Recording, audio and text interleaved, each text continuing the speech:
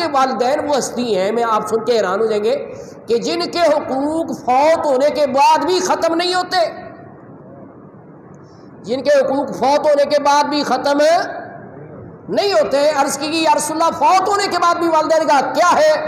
فرمایا فوت ہونے کے بعد والدین کا حق یہ ہے کہ نمبر 1 ان کا جنازہ پڑھو، ان کی بخشش کی دعا کرو، ان کی وصیت کو نافذ کرو، کہ کوئی وصیت کر گئے تو اس کو پورا کرو، اور ان کے لیے صلہ رحمی کرو، یعنی جو ان کا رشتہ ہے اس کو قائم رکھو، اس سے ان کی روح کیا ہوگی؟ خوش ہوگی۔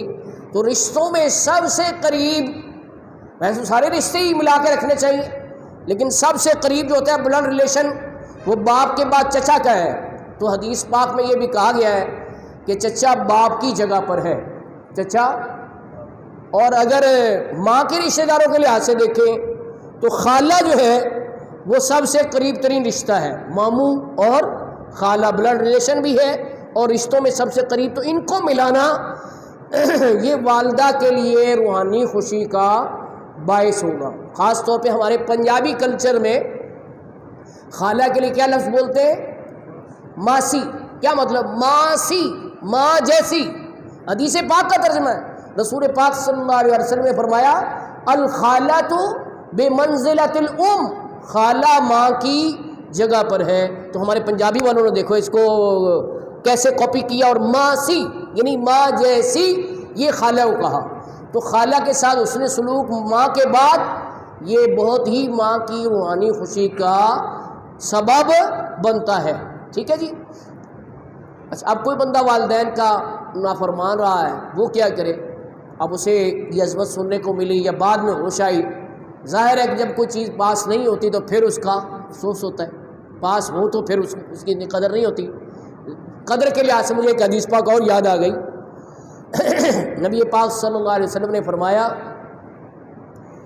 کہ جو ماں یا باپ دونوں یا ایک، والدین دونوں یا ایک کو محبت کی نظر سے دیکھے، کون سی نظر سے دیکھے؟ محبت کی نظر سے دیکھے تو اللہ تعالیٰ اسے ایک مقبول حج کا ثواب عطا فرما دیتا ہے۔ اب بارگاہ رسالت میں دیکھو صحابہ کرام نے کیسے، ابھی ایک تک ہی بات تھی نا، انہوں نے سوال کر کے اور معاملہ بڑھا دیا۔ عرض کی یا رسول اللہ اگر کوئی 100 مرتبہ دیکھے ایک ہی دن میں، ایک ہی دن میں کتنی مرتبہ دیکھے؟ 100 مرتبہ دیکھے، 100 حجوں کا ثواب مل جائے گا؟ سرکار نے فرمایا ہاں، اللہ کے ہاں کون سی کمی ہے؟ مراد یہ کہ اللہ کے ہاں کون سی کمی ہے کہ وہ ثواب دینے میں کوئی کمی کر دے؟ تو 100 مرتبہ اگر کوئی دیکھتا ہے محبت کی نظر سے، پیار کی نظر سے، تو 100 مرتبہ ہی اللہ تعالیٰ اسے 100 مقبول حجوں کا ثواب عطا فرما دے گا۔ اچھا، یہاں پر رک کر ایک بات کہنا چاہتا ہوں، بعض لوگ بھی غلو کر جاتے ہیں۔ اب غلو کی مثال کیا ہے؟ یہ کہتے ہیں دیکھو جی حج کا خرچہ کتنا زیادہ ہے، لاکھوں روپے ہو گیا، آج تو بہت مشکل ہو گیا، تو آپ دیکھو گھر میں ہی حج کرتے چلے جاؤ۔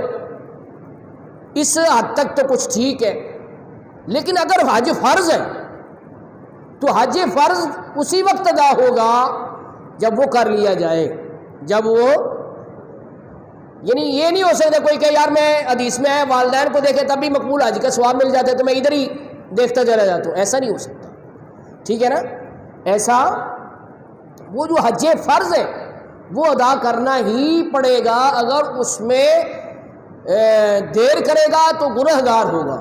اب آج کل کے لحاظ سے حج مہنگا ہو گیا، تو جتنی اس کی استطاعت ہے، جس کے پاس صلاحیت ہے اسے حج کرنا ہی چاہیے، کہ اگر اس فریضے کی ادائیگی کے بغیر جو ہے کوئی چھٹکارا نہیں ہو سکتا۔ ہاں، اس حدیث پاک میں جو والدین کو دیکھنے پر ثواب کا ذکر ہے وہ ثواب کا لحاظ ہے، یہ نہیں کہ فریضہ ادا ہو جائے گا، فریضہ وہ حج کرنے سے ہی ادا ہوگا۔ یہ وضاحت میں نے ضروری سمجھی، کیونکہ کچھ لوگ جو اصول دین سے ناواقف ہوتے ہیں وہ اس طرح کی بات کہہ دیتے ہیں، لو جی وہاں جا کے حج کیا کرنا ہے، والدین کو دیکھے جاؤ یہیں حج ہو جائے گا۔ ایسی بات نہیں، فرض حج ادا کرنے سے ہی ہوگا، ہاں ثواب جو ہے وہ والدین کو دیکھنے سے ملتا رہے گا۔ اب میں کہہ رہا تھا کہ جو نافرمان رہے وہ کیا کریں؟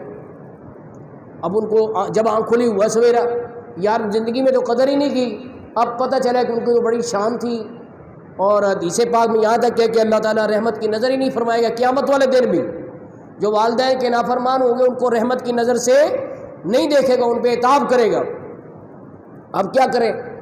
تو اس کا حل بتایا گیا ہے کہ جو والدین کے لیے کثرت سے بخشش کی دعا کرے اور ان کے لیے ایصال ثواب کرے تو وہ عند اللہ والدین کا فرما بردار لکھ دیا جائے گا۔